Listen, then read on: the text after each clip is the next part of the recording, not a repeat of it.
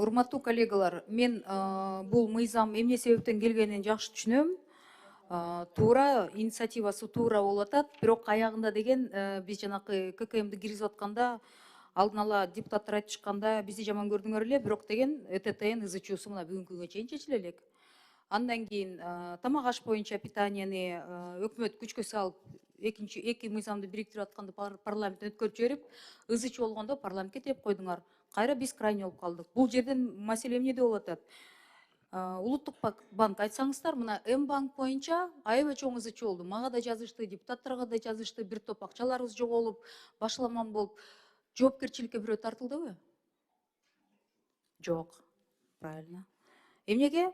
Анткени мамлекетке келгенде, же бир өзгөчө бир партнерлорго келгенде, өзүнчө бир статусу бар адамдарга келгенде жоопкерчиликке эч ким тартылбайт. Бул жерден эгер бул мыйзамды кабыл алсак, менин жеке мындай элестетип отурам да, бир макул базарда болобу, бир бука алып атыптыр, же азыркы заманда кыйын болот атпайбы, накталай акча барбы жокпу, счет банкында барбы жокпу, суроо көп болуп атат. Бирок эртеси күнү бир букасын ээрчитип алып, бир чал деген келет да, мен ушул балам окууга тапшырат экен, тигиндей мындай документтерге же тиги үй алып берейин, же квартира снимать этип берейин, же алып берейин деп инициативасы менен келсе, ал аксакалыбызга туруп туруп барып сен банкка бар, банкта ушундайың жок экен, анан еще жанагы 1-2% бар банктардыкы, ошону барып төлөп кел деп. Ошол эле да, биякта счеттору бар адам, Бишкекте баары иштеген, филиалдар иштеген ситуация боюнча суроо жок. А кеп ошол жакта болуп атат да. Анан жок, биз түшүнөм, цифровизацияга өтүш керек. Накталай вообще полный түрдө бизде алат деп.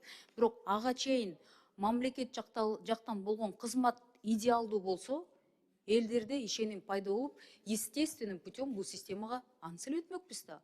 А күчкө салып туруп азыр мажбурласаңар, эртеси күнү даяр эмес өкмөттө мына улам откладывали очень многие инициативы, ОСАГОдан баштап керектүү нерсе. Ал убакта деген каршы чыккан коллегаларыбыз да болду, анан токтоду, анан улам мындай да, ызы чуу чыкканда кайра задний бересиңер да. Ошондой болуп калат да. А бул жерден болсо мен ойлойм да, накталай эмес форма деген ошондой эмне болуп калат да. Бартербы, аныктамасын так айтып койгулачы. Уруксат берсеңиз жооп берейин, Эльвира Жыргалбековна. Биринчи сурооңуз боюнча М-банк боюнча. Туура М-банк боюнча бир жылда 2-3 жолу ушундай эмелер болду. Биз улуттук банк тарабынан ошол замат биз запрос берип, бүгүнкү күндө алардын айткан эмеси, программасы технический жактан причина болду. Себеби ошо техникалык жактан. Бүгүнкү күндө тийиштүү органдар менен биз териштирип атабыз бул маселени. Экинчи сурооңуз боюнча бул накталай Уже 50 миллиондогон акча общий сумма болуш керек, аны эч ким ченеген жок да, отчет берген жок да, ал кишилерде силерде берген жоксуңар да. Анан кантип, анан ызы ичүү бүткөндөн кийин, унутулуп калгандан кийин зачем привлекать к ответственности? Мен буну мисал катары айтып атам. Мен бул жеке банк жөнүндө гана сөз эмес. Ушундай чоң системада сбой болуп калса, кепилдик эч ким бербейт да. Эльвира Жыргалбековна, бул маселе, бул мыйзам бир гана при приобретении, продаже движимых, недвижимых активов. Недвижимого только машина, автотранспортный средства кирет. А калган, сиз айткан эл тиричиликке болгон мал сатса, же болбосо башка сатса, алар жок, алар эмес. Только бул жерде азыр биринчи биз кадам Жок, сиз түшүнгөн жоксуз. Эгер Бишкекте бир адам ошол макул мен квартирамды сатам десе, каражат жагына маселелер ар кандай болуп атат. Анан мен бартерга мүмкүн тиги кашарым бар, монча малга алмаштырам десе, ага шанс берилбейт турбайбы? Ошол ситуацияны айтып атам да мен. Бартер деп атпайсызбы? Ал ситуация кандай болуп калат? Бул сатып алууда гана боюнча бул мыйзам. А сиз айткан ал башка маселе. Жок, бул бартер эмес, бул это накталай акча менен гана боло турган нерсе да бул мыйзам. Нет, у нас сейчас сиз урматтуу, кечиресиз урматтуу коллегалар, урматтуу жетекчилер, мындай да, эми биз жогорку кеңештин депутаттары биз эл арасында жүрөбүз да. Эл арасында жүргөндө азыр деген мамлекетте экономикалык кырдаал, бюджет дефицит, профицит менен болуп атат деп биз мактанабыз. Бирок деген ситуация реальный секторда деген бартер абдан көп жүрүп жатат. Квартира, именно недвижимое имущество алып атканда абдан көп обмен идет, бартер. Разный варианттар менен. Кээ бир адамдар сата албагандыктан ар кайсы нерселерге макул болуп атат. Потому что вы же понимаете, что происходит у нас с ростом цен, вот вся эта экономическая ситуация. Анан сиз бияка күчкө киргизип, еще и банктарды мындай байытайын деген да. Ошондо банктарда 1-2% бар за любую сделку. Мы как будто обогащаем наши коммерческие банки. Если в США на 70 тысяч один банк, в Кыргызстане на 300 тысяч один банк. Біз өніп кеттік деп атабыз да. Ошол эле учурда деген уставной капитал, ну, сложный, да. Банктардын ортосунда да конкуренцияны өнүктүрүш керек. Иначе вы такое отдельное элитарное сообщество тоже создали. К этому тоже есть вопросы. Понимаете, очень да, если люди финансовая грамотность среди населения не сильно высокая, они, естественно, вам вопросы не будут задавать. Но есть те, которые понимают, что происходит, и вопросы задают.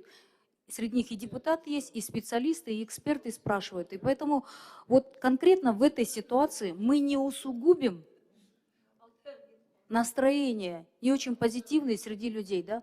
Я не против законопроекта. Лично, вот если каждый депутат будет говорить о своем ближайшем окружении, скажет, да, цифровизация правильно. А как насчет тех людей, которых это затронет, да? Эльвира Джелладековна, в части таких рисков, которые вы сейчас озвучили.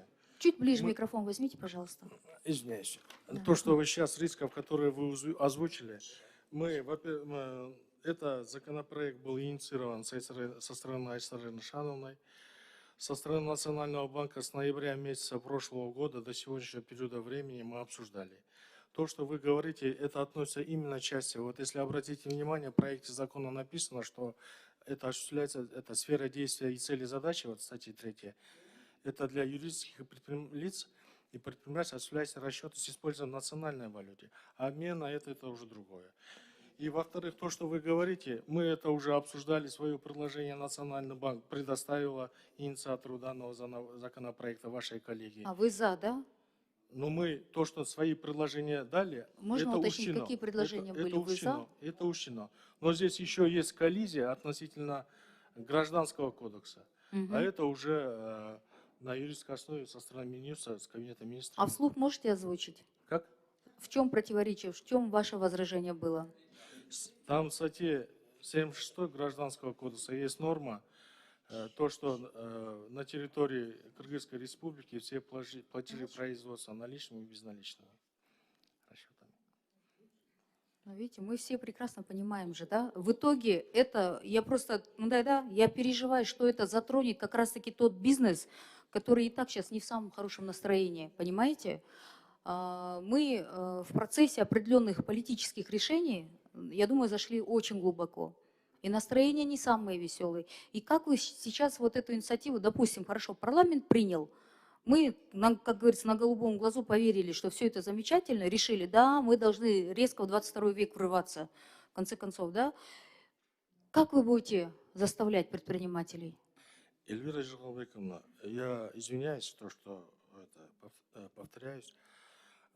По данному законопроекту со стороны Национального банка были внесены все замечания и предложения.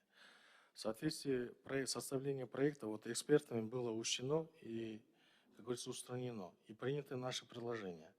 Но мы тоже отметили в своих предложениях коллизии, юридические коллизии, то, что мною было озвучено в статье 700. Нет, ну вы тогда хорошо, если мы друг друга не слышим, тогда скажите, вы за, вот в той редакции, которая сейчас пришло? Концептуально, да, мы за. Концептуально мы за. Мы поддерживаем, да? Да, в материалах здесь есть. Ну еще бы банки не поддерживали. Кыскача жооп берсеңер, поддержаны, да или нет? Не надо нам дискуссия. Эми, урматтуу коллегалар, мен мындай деп айтат элем. Инициативаны биздин коллегалар киргизип аткан, булар ооба келечекте биз өтүш керекпиз, келечекте иштеш керек деп туура болуп атат да. Бирок орто жолдо деген мажбурлоо болбош керек.